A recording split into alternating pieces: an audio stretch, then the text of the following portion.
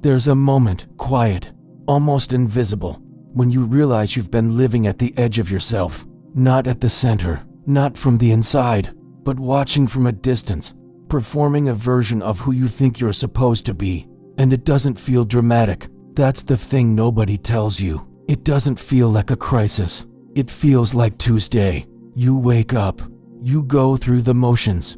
You answer the emails and say the right things and smile at the right time. And somewhere in the middle of all of that, you lose the thread back to yourself. You start to wonder if there's even a thread left. Carl Rogers spent his life asking one question that most people never get to ask seriously. Not how do I fix myself, not how do I become better, but who am I when no one is watching? That question might feel simple, but sit with it for a second, because most of us have never actually lived from the answer. We've lived from the expectations, from the roles, from the version of ourselves that was shaped by what other people needed us to be before we were old enough to choose. And here's where it gets uncomfortable. Most of the time, we don't even know we're doing it. We think the voice in our head is ours. We think the standards we hold ourselves to are ours. We think the way we shrink in certain rooms or overperform in others is just who we are. But what if it isn't? What if the self you've been protecting so carefully, the one you present to the world, is actually a kind of armor, and somewhere underneath it, there's something softer, something truer, something you haven't been allowed to fully become? Rogers called it the organismic self, the part of you that existed before the conditions were placed on your worth, before someone told you that you were too much or not enough, before you learned that love had terms, before you built the walls. And here's what's strange about those walls. You didn't build them to suffer. You built them to survive, to stay connected to the people who mattered most to you when you were young and couldn't afford to lose them. That's not weakness. That's intelligence. That was the most adaptive thing you could do, but you're not that child anymore. And those walls, they don't just keep out the threat. They keep out you. If something in this is landing somewhere real for you, stay with it. This channel exists for exactly these moments. For the people who are done performing and ready to actually understand themselves. If that's you, consider subscribing, not because of an algorithm, but because you deserve a space that takes your inner life seriously. Now here's where it shifts. Because the story we usually tell ourselves is that taking care of ourselves means adding something. A new routine, a new habit, a new version of you that's more disciplined, more healed, more whole. But Rogers pointed to something different. He said that the direction of psychological health isn't addition, it's return. Not becoming someone new, becoming who you already are, more fully, more honestly, more freely. That's the change. That's the thing that alters everything. Not because you've finally earned something, but because you've stopped needing to earn it. And this is where most people get stuck. Because the idea of stopping the proving, the shrinking, the performing, it doesn't just feel unfamiliar, it feels dangerous. Like, if I stop trying to be what people need me to be, will they still be here?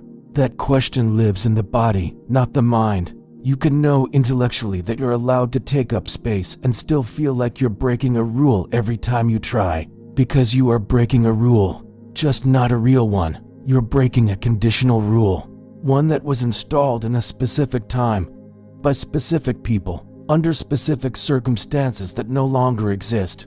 But your nervous system doesn't know that. Your nervous system is still running the old program. And so taking care of yourself, really taking care, isn't about the face mask or the journaling or the self-care Sunday. Those things can be beautiful, but they're not the root. The root is this: learning to be present with what's actually happening inside you, without immediately trying to fix it, improve it, or hide it. Just being with yourself, as you are, right now. Rogers wrote about this as unconditional positive regard. But he didn't just mean you needed it from someone else. He meant you needed to learn to give it to yourself.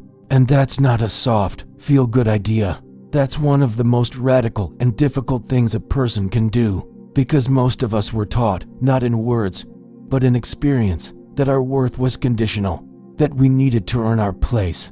That love was a reward for good behavior, not a baseline. And so we internalized that. We became our own harshest critics. We built an inner judge that never rests. And then we call that voice standards. We call it motivation. We call it being responsible. But sometimes it's just the old wound talking. Take a moment, seriously. Pause for just a second and ask yourself, when was the last time I was genuinely kind to myself? Not the surface kind, not the treat yourself kind, but the deep kind.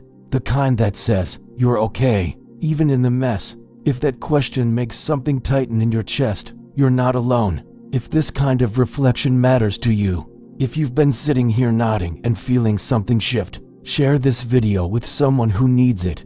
Leave a comment below with one word that describes where you are right now in your relationship with yourself. And if you haven't already, subscribe, because what we're doing here isn't self-help, it's self-recognition. Here's what Rogers observed in the people who actually changed. It wasn't the ones who worked hardest on themselves. It wasn't the ones who were most disciplined about growth. It was the ones who finally stopped fighting themselves long enough to actually feel something. The change didn't happen despite their vulnerability. It happened through it. And that's a completely different direction than most of us have been taught to face. We were taught that vulnerability is the thing to overcome, that emotion is the noise you learn to manage, that the goal is to be less affected, more in control, stronger. But Rogers spent decades sitting with people in their most broken moments. And what he found, again and again, was that the healing didn't come from fixing. It came from witnessing, from being fully seen by another person, and eventually by yourself, without the flinch. That's what changes everything. Not the habit you start, not the toxic person you remove from your life, not the therapy or the retreat or the realization. It's the moment you stop abandoning yourself in the face of your own pain. Because that's what we do. Something hard surfaces, grief, shame, loneliness, rage, and we rush to manage it. We get busy, we intellectualize, we reach for our phones, anything but stay. And the part of you that carries that pain learns the lesson. You're not safe here either. But when you start to take care of yourself, genuinely, at that depth, you begin to stay. You begin to say, I'm here. I'm not going anywhere. I don't need this to be different for me to be okay with you. And something inside you exhales. Maybe for the first time. Rogers called this the fully functioning person. Not perfect, not finished, not healed in some final, tidy way, but alive to experience, open to what's happening, moving through life from the inside, not performing it from the outside. That's the destination, not a fixed point, but a direction, and the path toward it begins, always, with a single act of attention, turning toward yourself, not to correct, not to judge, not to fix, just to notice, I'm here, I'm real, what I feel matters. That's not weakness, that's not navel gazing, that's not indulgence, that's the beginning of everything. And when you take that seriously, when you stop treating your own inner life as an inconvenience or an obstacle, something strange happens to the world around you. Your relationships change, not because other people change, but because you stop needing them to fill something you haven't allowed yourself to feel. Your work changes, not because your circumstances change, but because you stop performing it from a place of fear and start doing it from a place of something more honest. Your sense of time changes, because you stop living in the past you're trying to fix or the future you're trying to earn, and you begin to find something you may have forgotten was possible. Presence, right here, right now, in this body, in this life, as this person.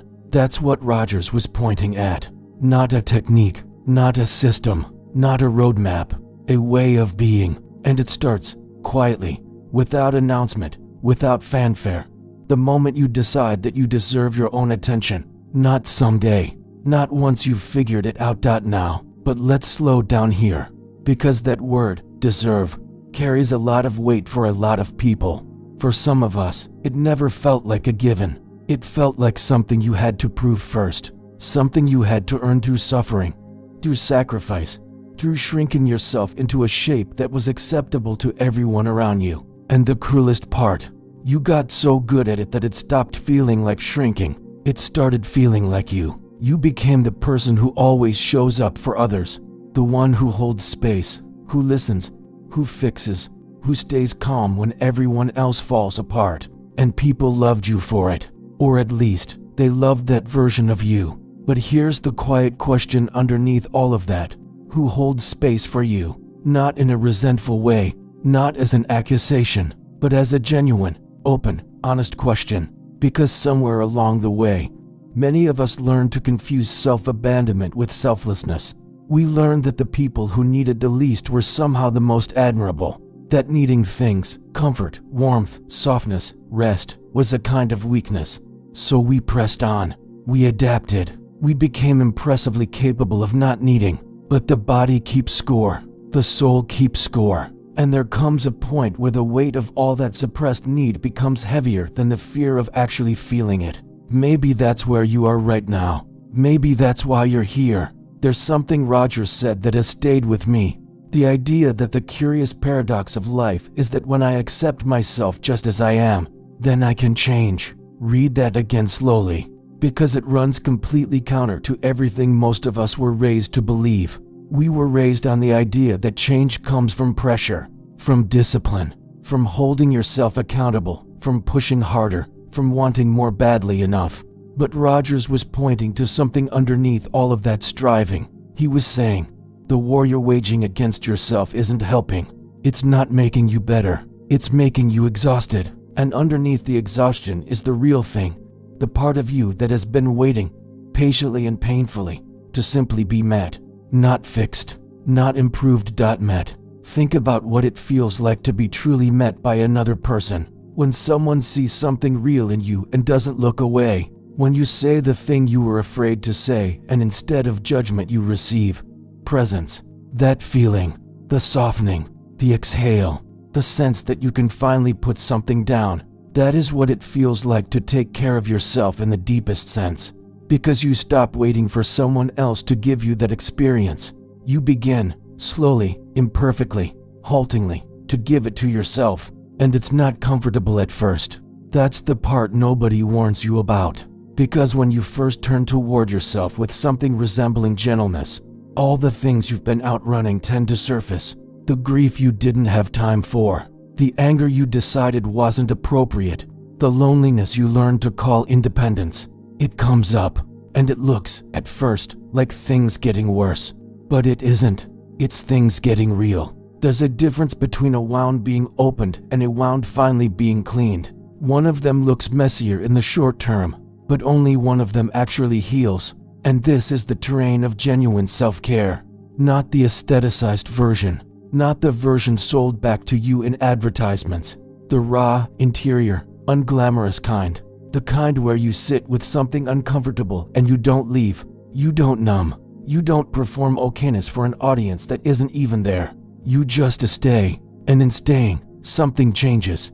Something in you begins to trust that you're actually here. That you're actually on your own side. That the person responsible for your inner life is finally showing up. And that trust, fragile at first, almost imperceptible, is not a small thing.